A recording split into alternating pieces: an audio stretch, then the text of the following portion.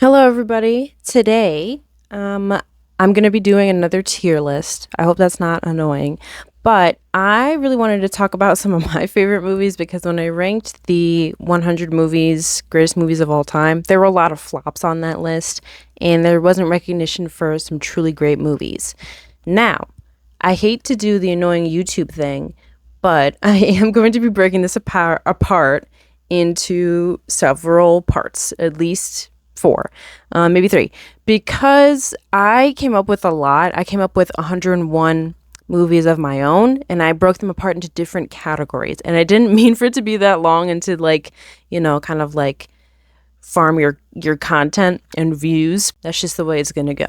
So today's category will be 101 greatest movies of all time, part one. Maya's greatest movies of all time picks, the GOAT picks, if you will. So I feel like Runner Eye. I'm gonna try to do the same thing that Runner Eye does and put the thing behind me. I don't know if I can do that, but I surely hope that I can. And I'm going to show you my rankings on the screen. This is going to be a much better tier list experience than it was the first time. And they're going to be way better movies too, okay? So let us begin. So on my greatest movies of all time list, I have Everything Everywhere All at Once. Now, I recently just rewatched this movie again, and I had my boyfriend watch it.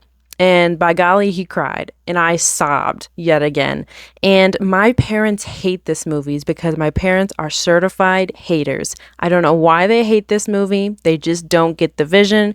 It is truly, truly one of the best movies ever made, probably. It's very touching, touches on, generational trauma. I hate to kind of use a buzzword, but that's kind of what it's about. How even if your parents love you dearly, they can still affect you in a negative way. Even if they want the best for you, they may not be always doing the best for you and trying to relearn and unlearn certain things and really try your best. And overall, it has the message that I love for movies. One of the most beautiful messages in movies that always makes me cry, which is that life is beautiful. We should enjoy life because life is a blessing. And even though things are stressful, we should always try to look on the bright side, like Mr. Waymond. Waymond is so sweet. So let me look up a nice little picture to put in here. So where will I be putting Everything Ever All at Once? You probably guessed it, S tier. It's truly a beautiful movie. I would really like to video talking about it more in length one day. I think kind of have one planned already. Movie I have on here is Legally Blonde. Now, critically speaking, is Legally Blonde the most revolutionary film? No. But I don't care. Okay, this is my greatest of all time list. By today's standards, it has some things that could be tweaked a little bit slightly, but I will say iconic cast. I know it's supposed to be like a silly movie, and they probably weren't thinking about this when they made the movie. But to me, it shows that, these stereotypes that you believe about women are not true. Women can be whatever they want to, like Barbie, and you can be pretty and cute and funny and maybe, kind of aloof, kind of fun. And you could still be a smart person and a good person, just like Elle. And everyone makes fun of her and they're all wrong. And even that feminist girl makes fun of her, and really she's not very feminist because she doesn't like Elle because she thinks that she's dumb and blonde. So that's effed up. Anyways, I'm putting Legally Blonde. It's going to go in A tier. Love this movie. Great movie. Would rewatch it over and over and over again. Okay. Next up on the tier list, we have Barbie. We know my feelings about Barbie. However, is it S tier worthy? Listen, I think Barbie has had a cultural impact that we are not even fully aware of yet. It will be shown, I'm probably sure, for like generations. I'm actually sure it'll be shown in like film classes for the next generation of film students like me. Barbie has kind of changed the world, both the doll and the movie, and it means a lot to me personally, but I'm gonna have to put it in A tier. Okay, because it's not a perfect movie like Everything Everywhere All at Once is. Everything Everywhere is truly like a masterpiece visually, writing, the acting, everything about it is perfect. So Barbie is very good. It means a lot to me, but I cannot in good conscience put it at the same level as Everything Everywhere. I'm sorry. Next on the tier list, we have The Truman Show, which I already talked about as well. I really like The Truman Show. A very interesting way to tell a story. It's a very unique story, which I very much appreciate about it. But when we're ranking it amongst these other top hot hitters, I know this is crazy. I'm going to have to put it in B tier. Okay? So I put it in B tier because when you compare it to something like Barbie, Legally Blonde, the cultural impact of those movies is astronomical. Now, I was not alive at the time The Truman Show came out. And I'm sure it was probably a very big movie at the time, very well acted, very well written, very interesting concept. But when we compare it to films that make Maya cry and that have a deep meaning to me and to society at large, I'm going to have to put it in B tier. Next up, we have another Jim Carrey hit, another Jim Carrey slapper, Eternal Sunshine. Now, this is another film where I think it's quite revolutionary, and I think it's probably something that should be taught in film class. I can't imagine how difficult it would be, by the way, to like put together a movie like Everything Everywhere All at Once and Eternal Sunshine. That just like there's so many moving parts and there's so many scenes that I cannot imagine editing that. It would be a nightmare. But Eternal Sunshine, that has that cultural impact. It has that factor that the students in film school are going to be learning about it. It has the Maya crying factor. Maya did sob at this movie. It has the I need to talk to all my friends about it and make them watch it factor. So where are we going to put Eternal Sunshine? I think it may go in S tier. I think it may. Next on this list, we have King of Comedy. Now, those of you who know that the Joker was inspired by King of Comedy, and I watched both, and not to be biased, but I think King of Comedy is a little bit of a stronger candidate than Joker in my mind. Maybe that's just because like it's a classic and it's got Robert De Niro in it. Both of them have Robert De Niro in it, but you know what I'm talking about. And I just feel like I really like it because it has a factor that's a little creepy to me, which is that I also like to imagine that I'm on a talk show talking about my issues and my problems, and that the host loves me and that the audience loves me. So I don't know where that leaves me. And when you think about King of Comedy in like the context of today, I guess, something we're talking about a lot in the last few years, especially since COVID, is like we have this parasocial relationship to celebrities and we really truly think that we know them. And some people take that parasocial relationship a little bit too far. And I think King of Comedy was a little bit ahead of its time in realizing that and calling that out. I think especially like when the film was made in the 70s, 80s era, people were like super weird about celebrities. When you think about like Princess Diana, we were like super invasive during that time period. And in the 90s and early 2000s, it was really bad. And I think it's also probably really bad now with social media, but at least we kind of realize that and know that, and Chaperone talked to us about it. But I think it's a little bit ahead of its time in talking about that. So I will be putting King of Comedy.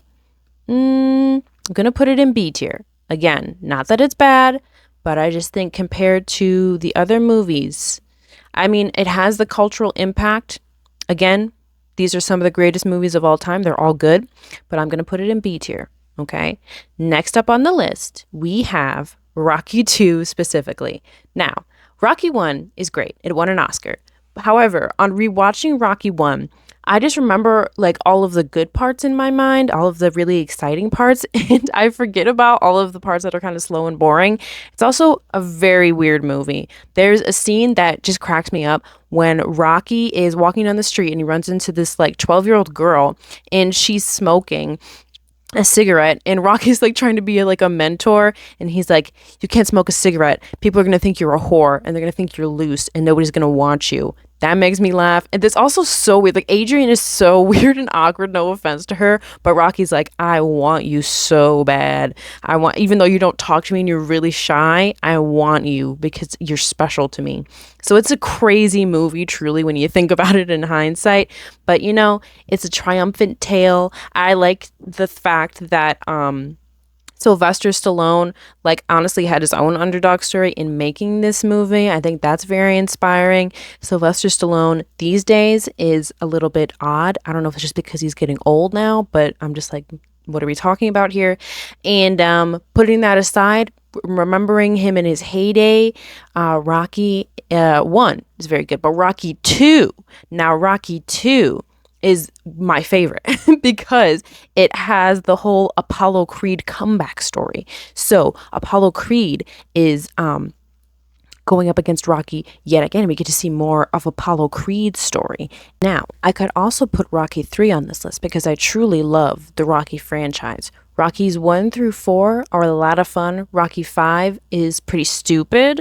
And past that, I haven't really seen the other parts of the franchise, but Rocky 3 is a lot of fun because Mr. T is in that one, and he calls Rocky's wife hot, and he said, you should get with a real man like me.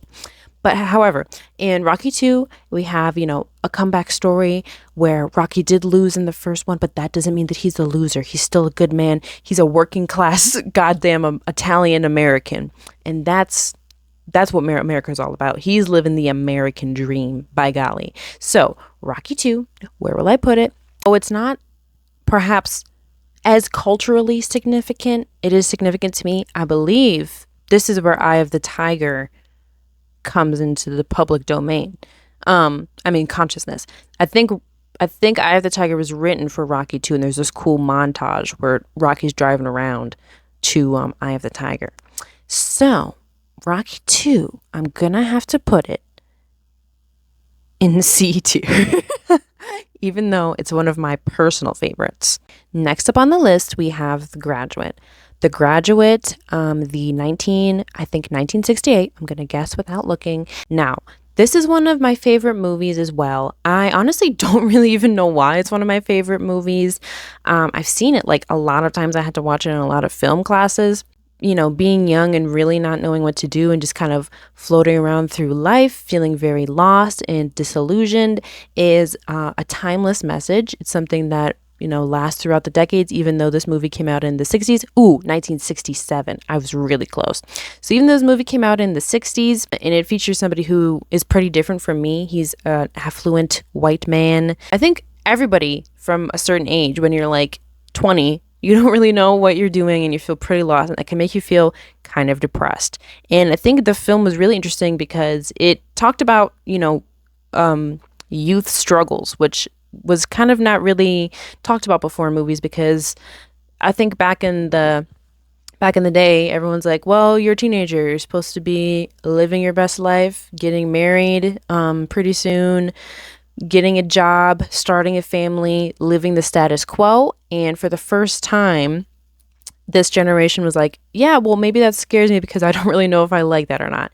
And I think Mrs. Robinson's character is a really fun character when you look at her from different angles, because there is a point in the film where she's telling Ben that she had all these dreams when she was young, and she studied art in college and she wanted to do all these fun things, and then she got pregnant, and then she just kind of had to get married and have a baby, and that changed the course of her life forever. And she's unhappy, and she feels like she's stuck in a marriage she's not really happy with, but due to the status quo and the stigma and the taboo at the time, she can't leave, but she just cheat on her husband, which is worse. But that is just such an interesting movie. You could dissect it in all kinds of ways. It's one of my favorite movies. And fun fact about this movie, I heard that The Graduate was supposed to come out like months before it actually released.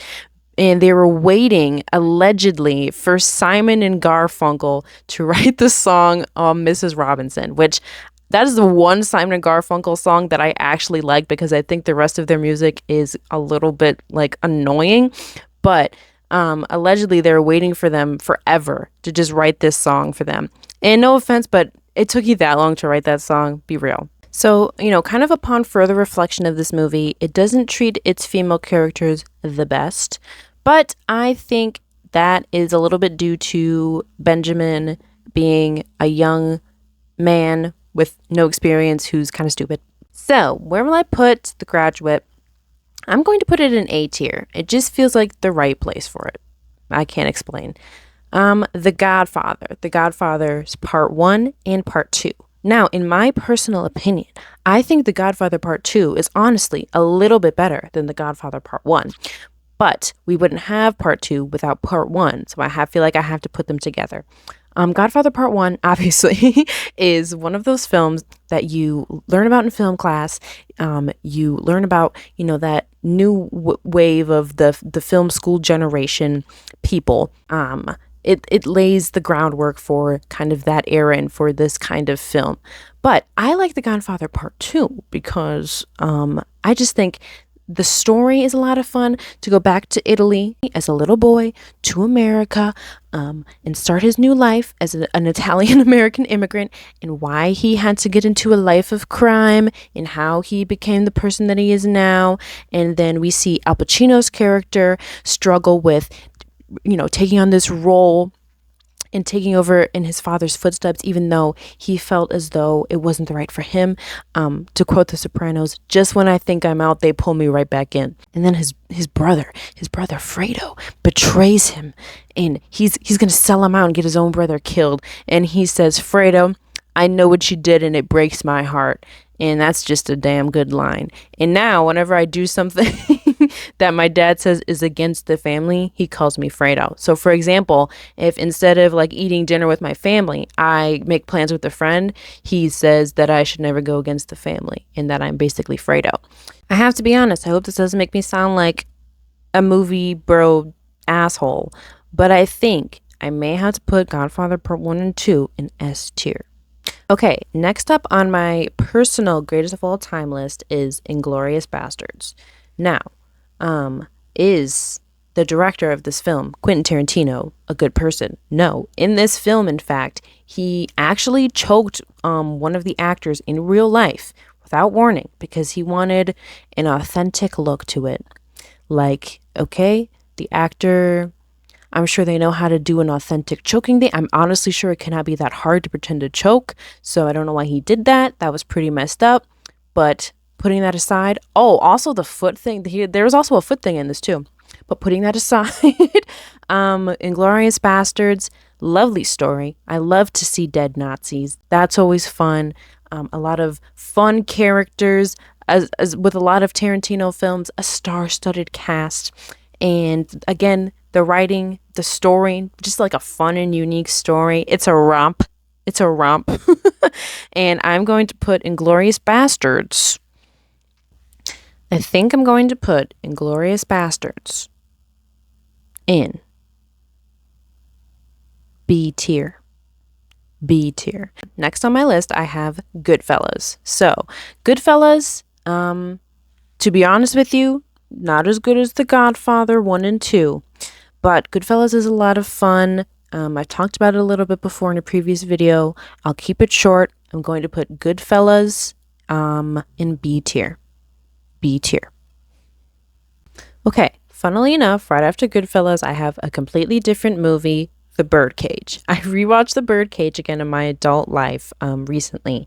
And I remember it being really funny, and I think it still like really holds up today.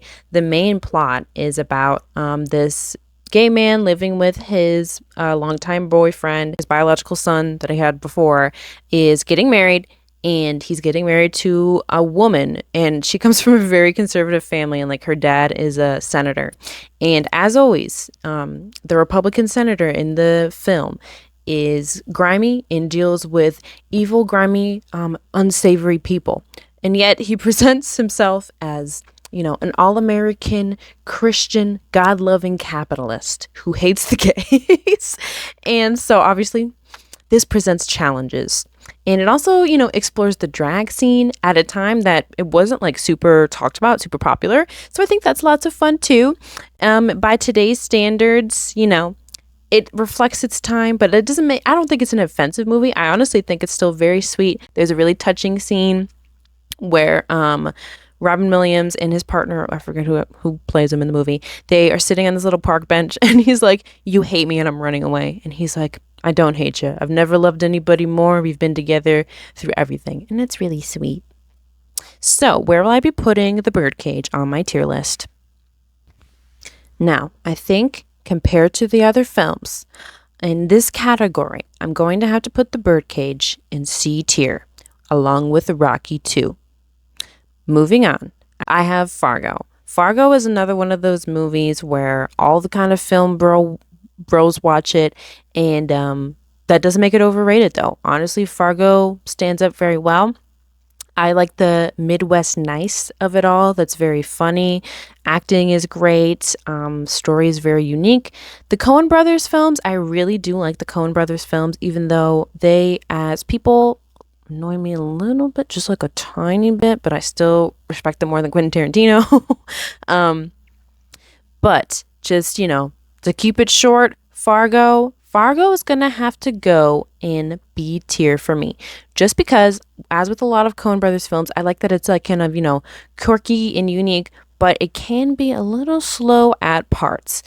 I will give Fargo points though. I do think it's a little bit unique in that we have a female main character. She's a cop and she's really sweet and nice and funny, but she's also really good at her job and she's, willing to lay down the law when necessary. Moving on, we have They Live. Now, if you've never seen They Live, you really should watch it. It is, it's where that line comes from. You probably know the line where it's, "I came here to do two things, which is chew bubble gum and kick ass, and I'm all out of bubble gum." Oh, I just really enjoyed John Carpenter as a director. I love that he uses practical effects and he really deals with just like really cool looking stuff.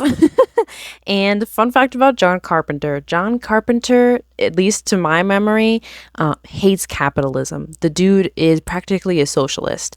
And so it's kind of funny because They Live is like kind of seen by some people as like this, anti-establishment conspiracy theory, we shouldn't trust the government kind of thing. And we shouldn't trust the government, but that's because they want money from us and are trying to steal money from us and not take care of us. So that's what the movie is about if you didn't already know. Mick Foley is in this movie and he has like a 10-minute long fighting scene just because he really wanted to do a really long fighting scene. And as somebody who really enjoys, the classic era of wrestling, I think that's really funny. And it's just a damn good movie. So They Live, I'm going to put it in B tier. Naturally, The Thing is right after that. The Thing, perfect John Carpenter movie, perfect practical effects, perfect story, perfect Halloween-y time scary movie, but it's not the traditional kind of scary movie with ghouls and goblins. It's with the threat of who lives among us. Who lives among us, and you can't trust anybody around you because they look like us, but they ain't us, baby. They ain't us. And you know what? I'll say what nobody else is brave enough to say. Every single man in that movie is fine.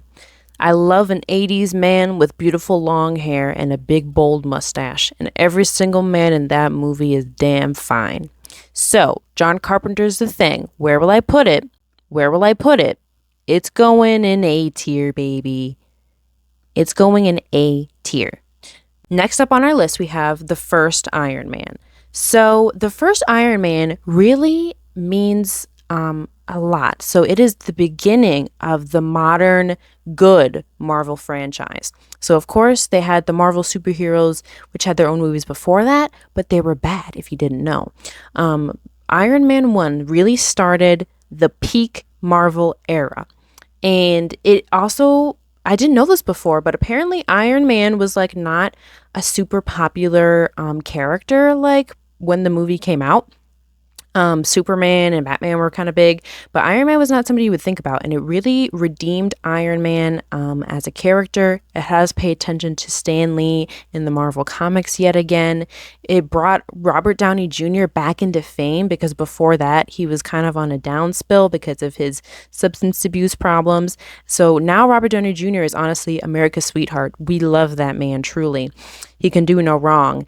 And Iron Man 1 is just good. It's like so good for the time that it came out to. Not only does it look so good with the CGI, but it came out right as we were in the middle of Afghanistan, which is like, I can't believe they even like touched that concept, honestly, in a Marvel movie. That's probably because it was before it was owned by Disney, but that is just like such a cool concept. And to have to deal with the ramifications of a weapon that you create is killing innocent people. Ooh. Iron Man 1, I'm going to have to put in S tier.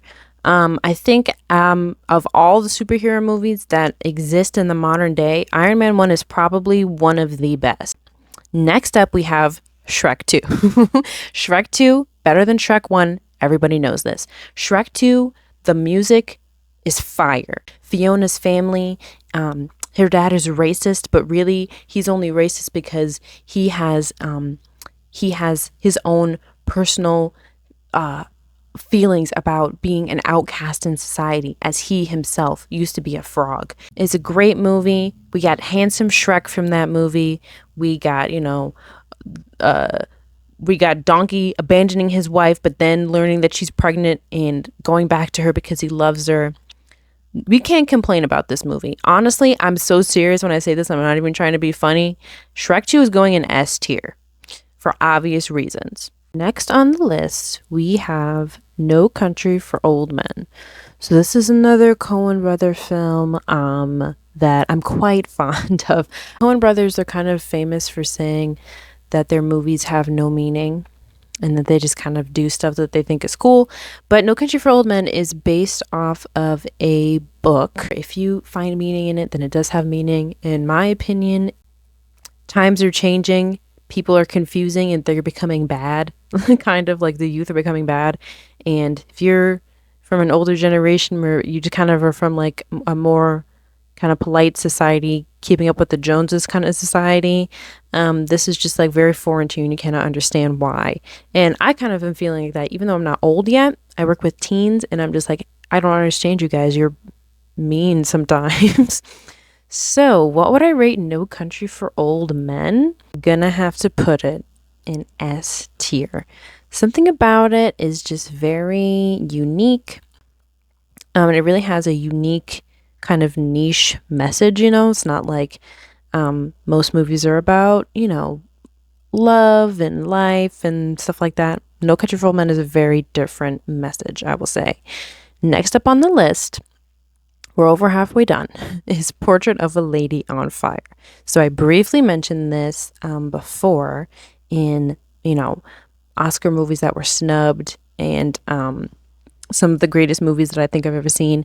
This is one of them. Now, I haven't seen it in a long time, but this is one of them that is really kind of, poignant. It's a very heartbreaking story. It's just a very interesting kind of way to, I guess, express LGBT relationships, if that makes sense.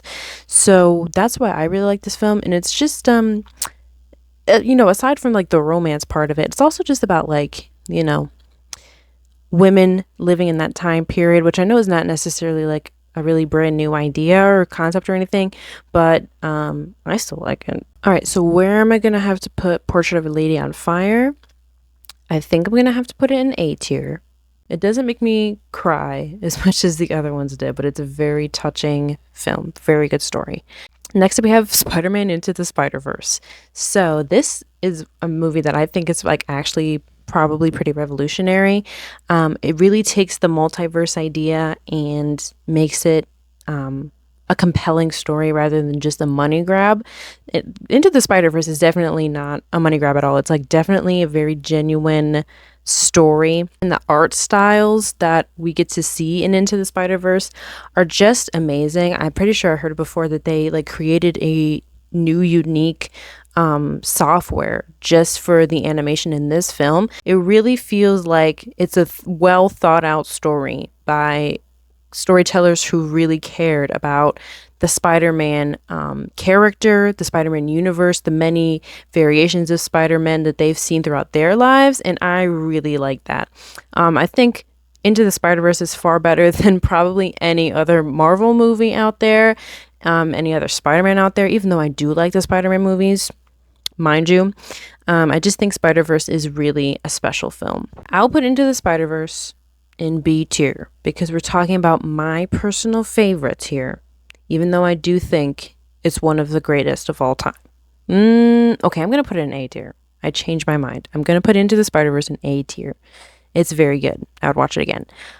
Parasite. I just think it's incredible that a foreign language film was able to sweep the Oscars that year. Parasite is really great because I just like movies. I know it's kind of like stupid, but I like movies that are honest about kind of class struggles. They don't just do it as I discussed before, like poverty porn, to be like, wow, these people are really poor and their life is really hard. I think it's more of like, I like that you get that sense of vengeance that, and in real life, you better hope to God that the poor people don't rise up and take you guys down because they far outnumber the rich people and they could. That's why rich people are afraid of unions, by the way. So where would I put Parasite? I'm going to go ahead and put it in S tier. Another reason why I really like Parasite is like, it just really exemplifies how out of touch with reality rich people are. I truly think when you reach a certain level of wealth, like you are just not like us anymore. I know it's like a kind of a crazy thing to say, but I think when you are, especially if you're born into wealth, you are just not, we don't live the same reality at all. Like your life is so incredibly different than most people's lives. And I think that is like an interesting thing that's kind of touched on in this movie, that rich people honestly genuinely just care about and prioritize completely different things than a middle class person would, and especially than a low class really struggling person would. Next up on our list, very exciting, is Paddington 2. I put 1 and 2 together. I know Paddington 2 gets a lot of praise. Paddington 1 is also very good, guys. I really enjoyed it, so I'm going to lump them together. My favorite part of Paddington 1 is when Paddington is in Paddington Station in London. He's in the train station looking for someone to help him, and Mrs. Brown, who is like his adoptive mom, is like, look, honey, there's a little bear over there and he needs our help. And Mr. Brown says, no, he's probably just a scammer, like trying to solicit money from you. And I said, guys, this is also a bear. This is also a wild bear that's illiterate enough to speak to you. I think we need to talk about that first. So I love Paddington. Paddington is a very sweet story about, Paddington just cares about people so much, which makes it a very sweet and beautiful story. Where will I be putting Paddington 2? I hate to sound kind of basic, but I'm probably going to put Paddington in S tier. Paddington 1 and 2, we'll lump them together. S tier. This is something I will show my future children if they are ever born and exist. It's a lovely movie. Next up on my list, we have Her. Her absolutely wrecked me when I saw it for the first time. I actually sobbed in bed about it hours after I watched the movie. It is just a beautiful, I keep saying beautiful, but it's a very touching story about losing love and how even if you lost love, it still means something to you and that person is still part of your life. A line from that movie that sticks with me so much throughout my life is when he says, you and I grew up together. So basically, if I loved you when I was young, we grew up together and you brought me through the tough times in my life to bring me where I am now. So I can never hate you. Even if I'm upset with you and we cannot be together anymore, I can't hate you. And so I'll always love you because you'll always be a part of my upbringing and who I am as a person. And I think that's something that we should all hold in our hearts, that even when things end bitterly, and I need to be reminded of this myself because I be talking smack. Okay. I talk smack all the time. just because you fight with somebody doesn't mean you just automatically stop loving them, even if they're not in your life anymore. And, they brought me to where I am now, the good and the bad. And that's an overall message about anybody that you love. And I think that's very poignant, and everybody should see this movie, even though my parents would probably watch it and they'd absolutely hate it because it's not a traditional movie because it's a robot lady and they would not like that at all. I think it's still a powerful message. So I will be putting her in the S tier. Maybe a radical choice, but I will be putting her in the S tier. Also, might I add, Joaquin Phoenix in this movie is just my type. Just my type. Glasses, mustache, beautiful long nose. The next movie we're going to be talking about is Lady Bird. I really enjoyed this movie as well. This is just for every young woman out there who has I guess I would call them a traditional mom who is kind of an insane person, honestly. It's just very cathartic to kind of see what you go through as a young woman out on the screen. I watched this when I was maybe 19 or 20, and it's just, even if I can't relate to Lady Bird on all the fronts, I relate to her at least a few of those fronts. And it just makes you feel very safe and comfortable when you grow up and you go through, difficulties of just being an average American teenager, I guess I would say. But when your mom is just like an average normal mom who's kind of insane sometimes, I think we can all relate to, I could be fighting with her and we would actually be yelling at each other, arguing so much about something. And then the next day, you just gotta be like, all right, so you're still going shopping? You're still gonna help me find a homecoming dress? That's just the motherly bond that you have, I think. I'm gonna put it in S tier.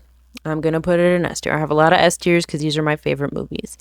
Get Out. Ooh, Get Out was revolutionary for American film. I genuinely think that up until this point, a lot of films centering African American characters, as I've talked about in my other video, just have to do with Black people being oppressed. And it's not like this movie isn't about that or that message isn't important sometimes, but it's just that, it's very much a cut and dry formula that a lot of movies starring Black characters follow. And this is a very modern, poignant, timely discussion on racism in America and what that looks like. You can, if you take it at just very base level face value, it's still a very fun movie. But when we kind of examine, which I love how Jordan Peele has put a lot of thought and symbolism into this movie, that it really explores how, in a modern sense, if you look at Black celebrities and Black singers, just for an example, white people take their talents from them and, make a lot of profit off of what this person has given us.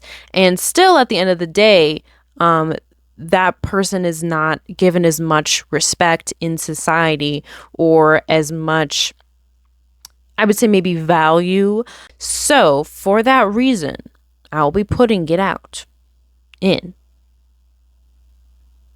S tier. I kind of like a movie where you kind of have to do a little bit of research to really get the full picture. I really enjoy that. I think that's a lot of fun. It's a big game of Clue. 3 movies left. We have La La Land. I usually don't like musicals, but La La Land works for me. Made me cry. We have Whiplash. Incredible music, incredible story. It makes me extremely stressed out to watch it, but that's how I know it's good, and that's how I know the acting is incredible. And the SpongeBob movie. Not only for nostalgic value, but the SpongeBob movie was supposed to end the OG SpongeBob cartoon series. It's the end of it, kind of marks the end of the era for SpongeBob, and SpongeBob has such an integral part of my childhood and just most people's childhood that I couldn't leave it off the list. The movie is so good, and the show in general is actually just so good. I'm not kidding. I don't think a day goes by where I don't quote an episode of SpongeBob. And it's like a universal thing that people our age just kind of already know. Like, you don't even have to explain that it's from SpongeBob. Like, we just say there's so many things from the TV show and movie that we just automatically know, like off the top of our head, which is pretty amazing. All three of these movies, I'm gonna rate them together because we're getting close to the end now. La La Land, I'm gonna put B tier. Whiplash, I'm gonna put A tier. And SpongeBob, I'm gonna put an S tier. So I will just add, I think something special about La La Land that sets it apart. It takes, like, it's very good at the genre, if you know what I mean. So something like that is sometimes talked about in film is, even if it's just kind of a basic idea, if it's done extremely well, if it's very true to formula without being cheesy and still a strong performance, that makes it really good. So I think La La Land fits in perfectly with that. It's very old Hollywood coded. It's very perfect for that Hollywood feel. Whiplash is a really interesting story exploring how far are we willing to go for art, and is making good art really worth the sacrifices that it will take. That's such an interesting story as well. Okay, so there you have it. There is the final first category done. I know these categories may not make sense to you guys, but they make sense to me. So these are what I consider to be some of the greatest movies of all time. And don't worry, there will be more. There will be more. So if a movie wasn't listed, I'm not snubbing it. It will probably be in another section of this video. This was, let's check my notes. This was 28 films that I have just rated. Thank you very much for joining me. This is going to be a very long video, but thank you for sticking with me. Please, thank you for the support. Please continue to support me as much as you can. Subscribe to me, like my little videos, check out my TikTok. I'm on the TikTok as Madam Adam Driver, aka Dingus McClingus. Let me know what movies I missed. Let me know what movies you think should be in the greatest of all time movies that everybody should kind of see, and maybe guess what the next category is going to be, guys. Guess what the next category is going to be. It's going to be a lot of fun. So thank you for joining me, and I will see you next time. Thank you.